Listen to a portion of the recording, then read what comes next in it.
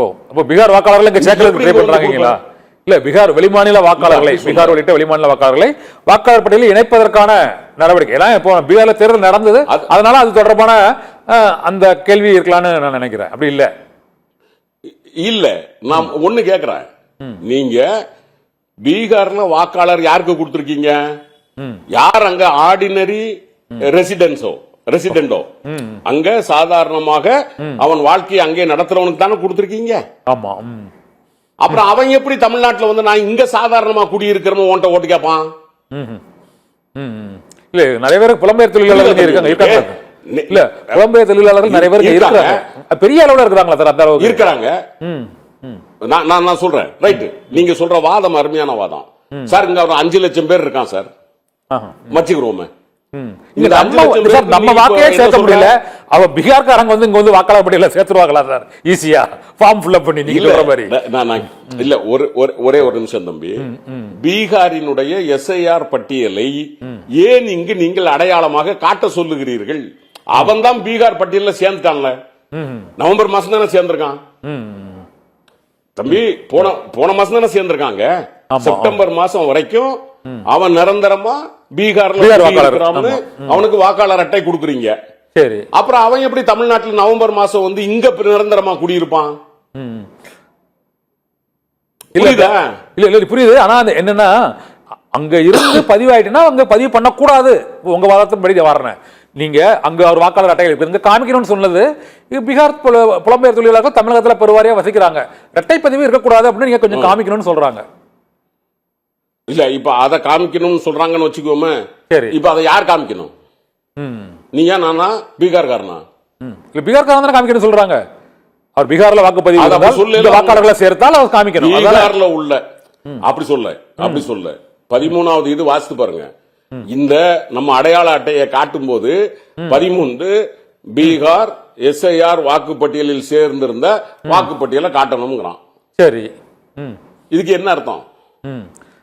சரி, ஒரு உதாரணத்துக்கு நீங்க சொல்ற வாதத்துக்கே வரேன். அவன் தான் மைக்ரேட் ஆகி இங்க வந்துட்டானே, அவன் போய் இப்ப வாக்காளர் பட்டியல் அங்க போய் எடுத்துட்டு வருவானா? அவனுக்கு வேலையாது? கொஞ்சமாவது காமன் சென்ஸ் இருக்கா? பொது அறிவு இருக்கா? இந்த எலெக்ஷன் கமிஷன்ல இருக்கக்கூடிய இந்த ப்ராசஸ் டிசைன் பண்ண யாருக்காவது 6வது அறிவு இருக்கு அப்படின்னு யாராவது ஒத்துப்பாங்களா? இப்போ நீங்க பருவகாலம் சம்பந்தம் இல்லாம இருக்கு மக்களுக்கு. உங்களுக்கு தெரியும், நம்ம தமிழ்நாட்டை பொறுத்த வரைக்கும் டிசம்பர் மாசம் 20ஆம் தேதி ஆரம்பிச்சா ஜனவரி 15 வரைக்கும், பொங்கல் வரைக்கும் பெரும்பாலும் இங்கு வந்து விடுமுறை நாட்கள். அப்ப விடுமுறை நாட்கள் ஒரு பக்கம், மழைக்காலம் மறுபக்கம். இந்த ரெண்டும் இருக்கும்போது நீங்க தமிழ்நாட்டில் என்ன எஸ்ஐஆர்னு கேக்குறாங்க. ஓகே, இங்க 2 மாநிலங்கள், தமிழ்நாடு கேரளாவில் இந்த மழைக்காலம் தான். இது மேலும் ஒரு 10 மாநிலங்கள் இருக்காங்களா, வெஸ்ட் பெங்கால் உள்ளிட்ட பல மாநிலங்கள்லயும் இந்த எஸ்ஐஆர் பணிகள் இப்ப நடந்துட்டு இருக்குது.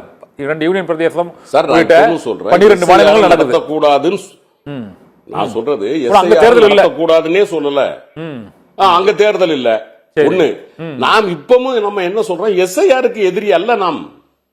இப்போது நடத்த வேண்டாம். நாம வந்து இந்த நெருக்கத்துல இப்ப எல்லா மக்களுக்கும் டென்ஷனா இல்லையா சார்? நான் என்ன கேக்குறேன், election commission of India one day duty என்ன? நீ என்னைய பார்த்து என்னைய சேர்த்துட்டு போறதுக்கு தானே உனக்கு வேலை. நான் எதுக்கு உன்கிட்ட வரணும்? 6.5 கோடி பேர் உன்கிட்ட வரணுமான்னு கேக்குறேன் நானு. அப்ப நீ எங்களை எப்படி நவம்பர் மாசம் 8ஆம் தேதி 2016 தெருவுல விட்டியோ, இனிமே இருக்கிற 500-1000 ரூபாய் செல்லாதுன்னு தெருவுல விட்டியோ, கையேந்த விட்டியோ, அத மாதிரி உங்களுக்கு எல்லாம் ஓட்டு கிடையாதுன்னு இப்ப எங்களை கையேந்த விடுறீங்க.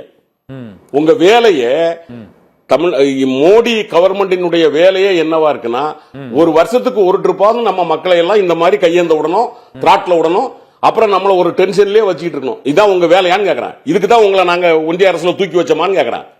இப்படி முட்டாள்தனமா நீங்க ஒரு திட்டமிடல் இல்லாம நீங்க ஒவ்வொன்றையும் செய்து எங்க மக்களை வந்து தெருவில் விடுவீங்க. அப்புறம் நாங்கள்லாம் போராடி காப்பாத்தி அதுக்கப்புறம் அந்த மக்களும் சேர்ந்து போராடி, இது தேவையான்னு கேக்குறேன். பேராசிரியர், இந்த எஸ்ஐஆர் தொடர்பான ஒரு நிறைவா ஒரு கேள்வி. இது பீகார் மாநிலத்தை பொறுத்தவரை அங்கே ஐக்கிய ஜனதாதளம், பாரதிய ஜனதா கட்சியின் ஆட்சி இருந்தது. பெரிய அளவில் அங்கு வாக்காளர்கள் நீக்கப்பட்டார்கள். ஹரியானாவில் இது போல ஆட்சி மாற்றம் ஏற்படுவதற்கு அந்த வாக்காளர்கள் நீக்கல ஒரு காரணம்னு சொல்லிட்டாங்க. இங்கே திமுக ஆட்சி தான் இருக்குது. இந்த எஸ்ஐஆர் தொடர்பான பெரிய விழிப்புணர்வுகள் மக்கள் மத்தியில் ஏற்பட்டு விட்டது. அது தொடர்பாக திமுக நிர்வாகிகளும் அந்த பணிகளில் வந்து ஈடுபட்டிருக்கிறார்கள். ஆனால் நீங்கள் கூறுவது போல தேர்தலையே மாற்றக்கூடிய அளவுக்கு வாக்காளர்கள் நீக்கப்படுவார்கள் தமிழ்நாட்டிலும் நினைக்கிறீங்களா சார்? கேரளாவிலும் அது போன்று வழக்கு தொடர்ந்துருக்கிறாங்க அவங்க நீதிமன்றம், உச்சநீதிமன்றத்தில் தொடர்ந்துருக்காங்க. ஏன்னா உள்ளாட்சி தேர்தல் வருது, நீங்கள் கூறியது போல பருவமழை காலம் என்று 2 மாநிலங்களும் எதிர்க்கட்சி தான் ஆட்சி நடத்தி கொண்டிருக்கிறது, கம்யூனிஸ்ட் ஆட்சி. இவர்களால் அதனால் அந்த அளவுக்கு பெரிய அளவில் நீக்கம் செய்துவிட முடியும்னு நினைக்கிறீங்களா சார் உண்மையிலே? இல்ல, நான் சொல்றது, நீங்க நீக்கம் செய்ய முடியுமா என்றால், எப்பொழுது நமது அரசு ஊழியர்கள் அவங்க நம்ம அரசு ஊழியர்களை எடுத்து தான் அவங்க வந்து ஹையர் பண்ற மாதிரி பண்ணி தான் அவங்க இந்த வேலையை செய்யறாங்க. ஆனா தேர்தல் ஆணையத்தினுடைய வேலைக்கு இவர்கள் நம்ம நம்ம ஊழியர்கள் அதிகாரிகள் அந்த தேர்தல் ஆணையத்து வேலைக்கு போய்விட்டால் அவங்க வந்து டெபுடேஷன்ல இருக்கிற மாதிரி தான், அவங்க கண்ட்ரோல் தான். எலெக்ஷன் கமிஷன் ஆஃப் இந்தியா என்ன சொல்லுதோ அதைத்தான் நீங்க செய்ய முடியும், செய்யணும்.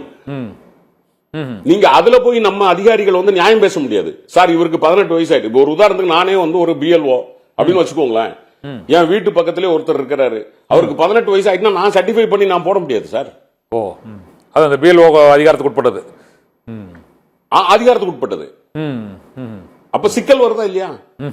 அது மட்டும் இல்ல தம்பி, நான் இன்னொன்னு என்னன்னா, ரைட்டு, பீகார் தேர்தல் கடைசி நாளைக்கு முன்னாடி நீங்கள் வெளியிட்ட மொத்தம் எத்தனை லட்சம் வாக்காளர்கள், அதற்கு பிறகு ஓட்டு கவுண்டிங்ல 3 லட்சம் 10 லட்சம் கூடுதலா இருக்கா?